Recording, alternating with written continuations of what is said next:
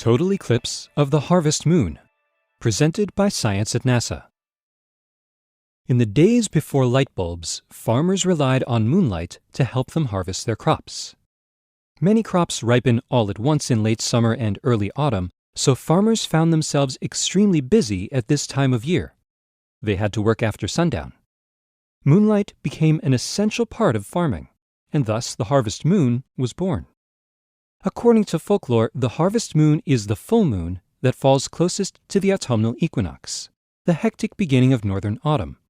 In 2015, the moon is full on September 28th, less than a week after the equinox of September 23rd. The coincidence sets the stage for a nice display of harvest moonlight.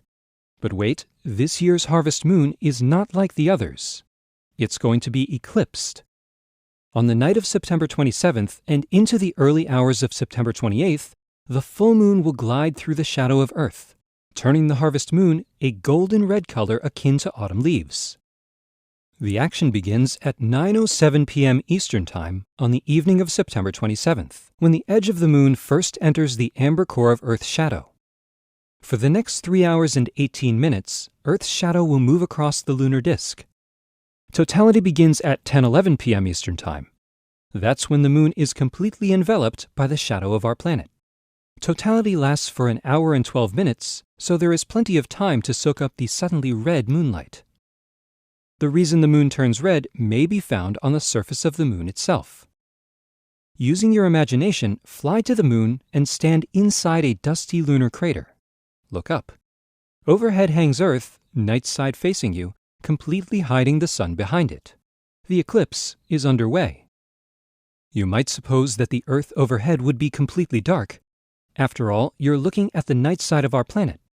Instead, something amazing happens. When the sun is located directly behind Earth, the rim of the planet seems to catch fire. The darkened terrestrial disk is ringed by every sunrise and every sunset in the world, all at once. This light filters into the heart of Earth's shadow, suffusing it with a coppery glow. Back on Earth, the shadowed moon becomes a great red orb. One more thing. The full moon of September 28th occurs near the perigee of the moon's orbit. That is, the point closest to Earth.